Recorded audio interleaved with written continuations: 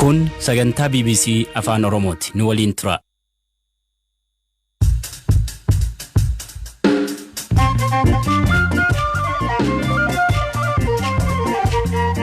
Yooya malee yooya dhaggeeffattoota raadiyoo BBC afaan Oromoo sagantaan keenya Nairobi keenya irra dhufu jalqaba. Kopheerra keessatti mootummaa naannoo Oromiyaa fi Komishinii Mirga Namoota Itoophiyaa maalirraa wal gufatan? Naannichatti rakkoon wal xaxaa akka jiru ni beekama. Garuu akkaataa qabiinsa mirga namoomaan wantoonni yaachisoo ta'an ni jiru. Kanneen ajaja mana murtii malee hidhaman jiru. Ajaja mana murtii kabajuu dhabuu. Godin Baalee Baat kan argamtu Soof Omar bakka akkamii? Iddoo uumamaa irratti midhaasee bareechitee bakka uliyoonni teessee bakka biyyaharaa fi bakka aadaati. Bakka faranjiyoonni adda addaa dhuftuu bakka uummanni Oromoo aadaa seenaatti geggeeffatu. Daa'imman Afrikaa irratti miidhaa guddaatu jira. Inni maani sagantaa keessatti sanbeessifna. Kanaaf oduu dabalataa nu waliin tura aan asli galgaloo.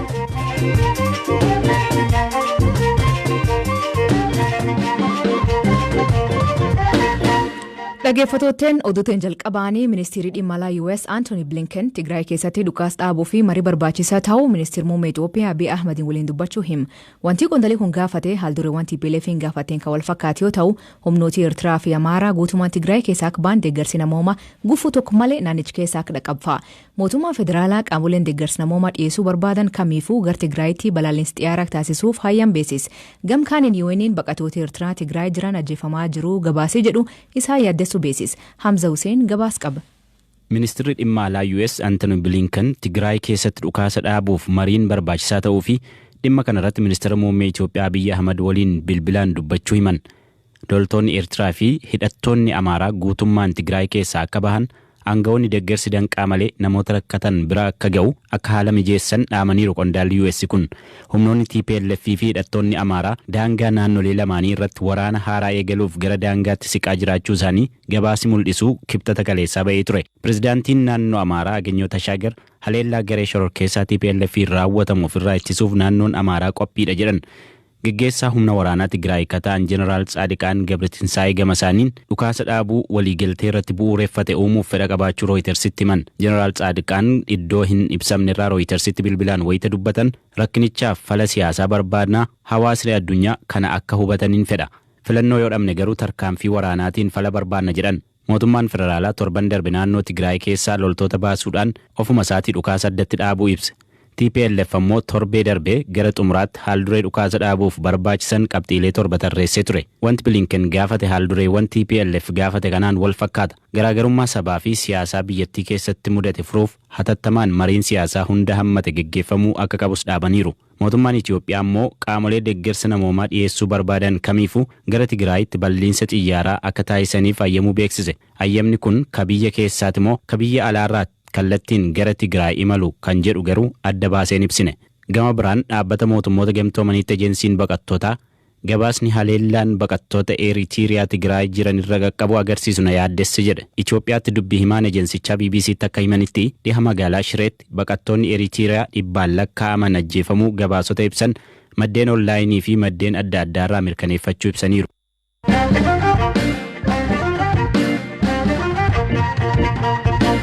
Rakkooleen siyaasaa sarbaa mirga namoomaa Itoophiyaa keessatti hammeessaa jira jechuun Komishinaan olaanaan Komishinii Mirga Namoota Itoophiyaa Dr. Daani'el Baqqalaa BBCtti afaan mootummaa ta'uun kan beekamu komishinichi kun yeroo ammaa walaab ta'uuf carraaqaa jiraachuu hima. Hojii isaanii keessatti rakkoon isaan qunnamuu jiraachuu hima. Ammayyuu taanatu dubbis. ብዙ አይነት ተግዳሮቶች አሉ። አንደኛው ያው የተቋሙ ያለፈ ታሪክ rakkoowwan baay'eetu jiru.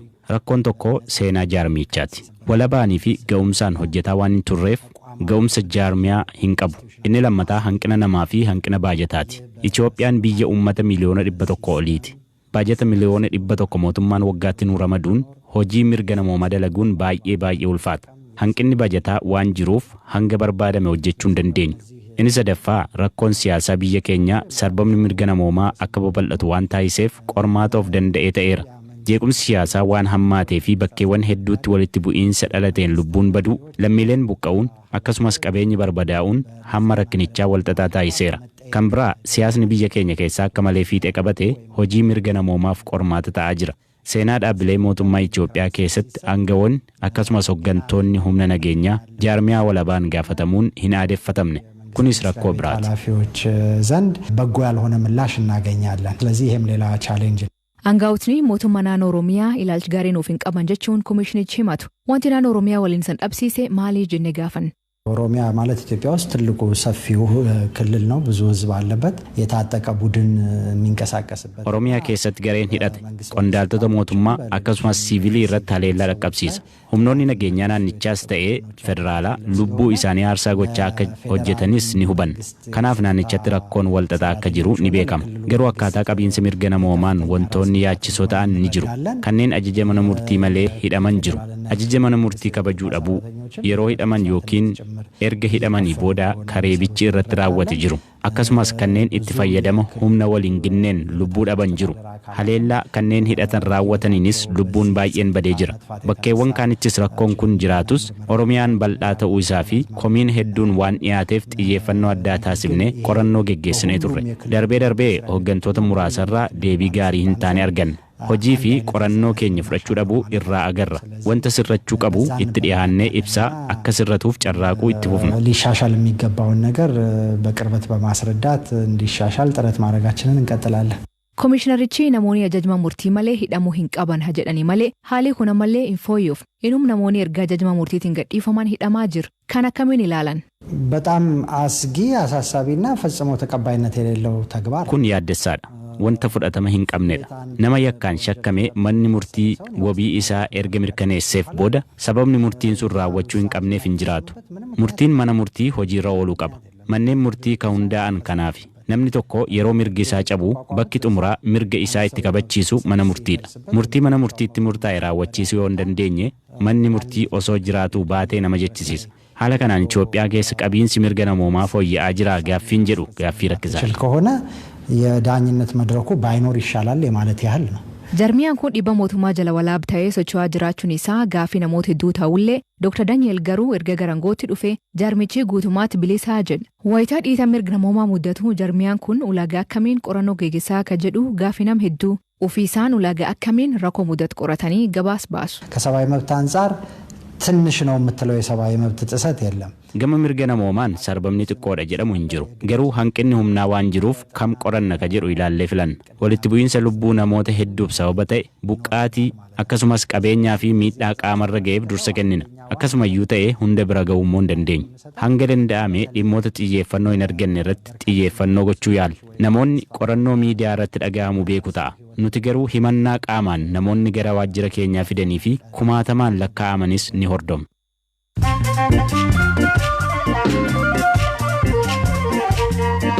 Dhaggeeffattoota oduu gaggabaaboo jalqabaanii pireezidantiin Haayitii Juvenal Mo'iz mana isaatti ajjeefamuu ministeerri muummee biyyattii hima namoonni hin beekamne halkan mana isaa seenuun rasaasan dha'uu dubbata gifti dureeleen haleellatan keessa miidhamtee yaalamaa jirti jedhan. Hiriir Deemokiraasii deeggaruu ka torbe dabree Eswaatinii geggeeffamee namoonni 27 ajjeefamuu qondaloonni mootummaa hima aktivistoonni akka bulchiinsi mootii Muswaatii ka waggoota hedduu fi bulchuudhuun barbaadan Eswaatiniin ka duraan Swaazilaandiin beekamtu biyya Afrikaa ta mootiin bultu. UNICEF haleellaa miidhaa fi butiinsi daa'imanii lixaa fi jiddugaleessa Afrikaa garmalee hammaachuu ibsa. Nigeeriyaa qofaatti ijoolleen eegii muddee butaman 950 ol ta'uu himan hedduun isaanii hagammaa booji'amanii jiran. Pireezidantiin Zaambiyaa ka jalqabaa ka turee fi gootaan qabsoo Kenneth Kaundaan awwaalame. Kaundaan ka jidabdu'ee mootummaa biyyattiin sirna awwaalcha kabajaan geggeessiteef maatiin isaa kinidhaatu haadha warri isaa awwaalam gaafatullee mani murtii didee bakkuun pireezidantoonni awwaalam. Mootummaan Keenyaa UK'n arba 13 Keenya galchuuf deemnaa jettu nuuni mari'annee jedhe. Arbootii kun paakii keessa gammachuun jiraatullee bosona galchuu barbaannaa jedhe UK'n Keenyan ammoo namni nuun gaafate hin jiru jette.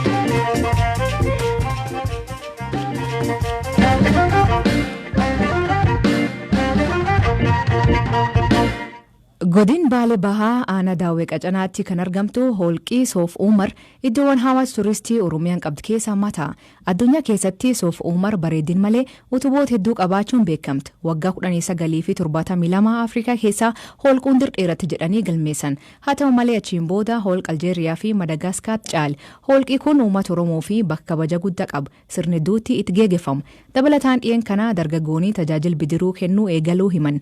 Durtaa waldaa daawwachiistoota holqa Soof Umar obbo Abdul Jabbar Ahmed waa'ee holqa tanaa akkanaan hima. Marwaa baay'ee keessaa qabaa. Iddoon sun iddoo aadaati, iddoo uumamaati, iddoo uuma rabbiin midhaasee, iddoo bashannanaati, iddoo awliyaati, iddoo saayinsiitti wal qabatee, iddoo uumamaan qorannaan mukaa kalaqaa waan adda addaatti godhamuu danda'u, iddoo uumamaa rabbi midhaasee bareechisee bakka awliyoonni teessee bakka ziyaaraati, bakka aadaati. Bakka faranjoonni adda addaa dhuftu, bakka uummanni Oromoo aadaa seenaatti geggeeffatu, bakka seenaa amantaa fi gosaa fi sabaanii nama addaan hin qoomne uumaa rabbii fi bakka murtii bakka du'aa'iin siqee baramtu, bakka rabbii midhaasee bareechisee dhakaa tolchee midhaasee bishaan weebkeessa yaasee uumamaa rabbiin tolchee jechuudha. Sirna akkamiifaatu achi geggeeffama? Sirni muudaa ni geggeeffama, sirni amantaa ni geggeeffama, sirni aadaa ni geggeeffama. Sirni daawwannaa, sirni bashannanaa, turistii daawwannaa adda addaa ni geggeeffama. Bisaan qabdii jettan achi keessatti bisaan bakka biraatti irra dhufan moo achum keessa laf keessa yaa'an? Gaara diishoo keessaa ka'ee dhufamu bishaan ubeef jedhamu. Bishaan ubeef kun ammoo alarra deemaa dhufe. Achi yoo ammoo dachii jala seenaa gamoo keessa seenee kiiloomeetirii 15 booda baha jechuudha. Alatti keessisaa horee deema jechuudha. Gaara kana keessa gubbaratti magaalaa jira, ganda jira. Jalli isaa banaadha, jalli isaa mana jechuudha. Gubbaa isaa namaa qubata? Gubbaa isaa nama qubataa, katamaan gubbaa jira, karaan makiinaa gubbaa deema, dachii bal'aadha bareedaa waan namni rabbii nama ajaa'ibsiisa. Itoophiyaa keessatti bakki akkanaa kan biraan jiru beekamtii isaaf maal argachaa jira? Beekamtii isaa warra addunyaa gaazexeessitoonni adda addaa intarneetiidhaan, feesbuukiidhaan, waraabbiidhaan gaazexeessitoonni adda addaa meeshaalee sarkaa yuuniskootti ni galmeeffaman jechaa jiranii karaa eeggataa jiranii warri saayinsiillee warri qorannootillee baay'ee addunyaa beekamaa faranjoonni baay'ee dhufee kitaaban barreeffamee biyyoota adda addaa irraa Faransaa, Xaaliyaanii, Jarmanii, Ameerikaa biyyoota adda addaa dhufanii ilaalanii garuu asitti beekamtiin akkasuma wanti itti hojjetame akkasuma hin jiru. Hanqinni bal'aa jira jechuudha. Silaa wanni godhamu bal'aa jira.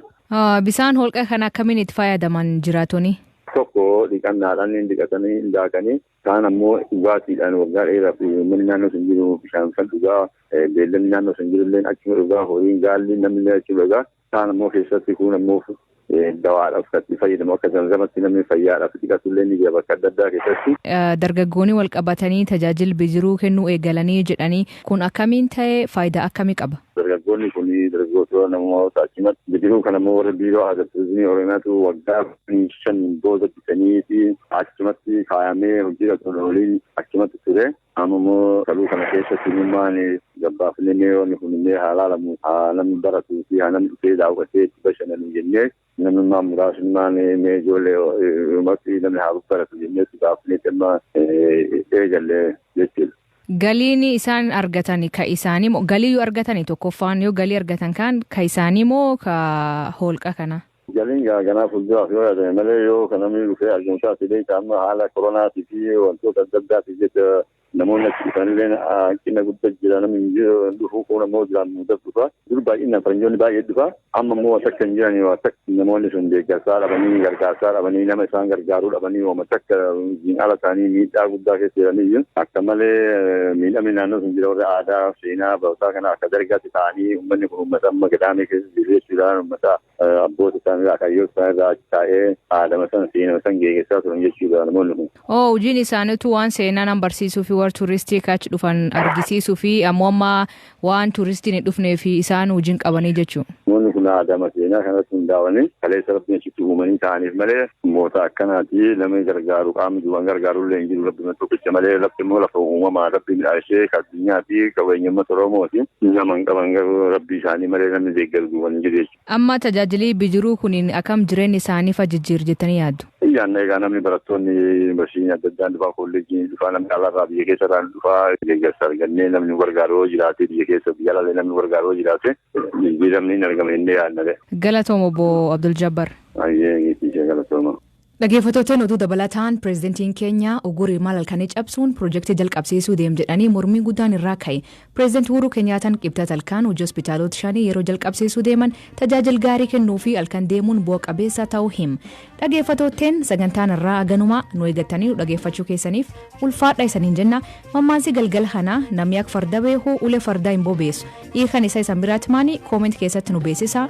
Oduu dabalataa weebsaayit keen BBC News Afaan Oromoo irraa hordofaa.